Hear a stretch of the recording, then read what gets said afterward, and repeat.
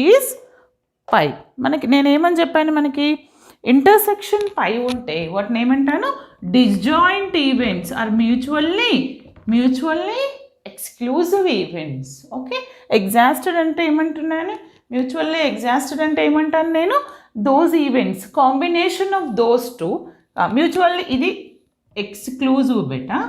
Exhaustive అంటే ఏమంటాను నేను, ఎగ్జాస్టివ్ అంటే ఏంటిది, నాకు ఈ ఏదైనా కాంబినేషన్ యూనియన్ చేస్తే శాంపుల్ స్పేస్ రావాలి. నేను E2 E3 చేస్తాను, E2 union E3 1 I'll get 2 3 4 5 6 and okay, or else you can write E4 E6 union kuda.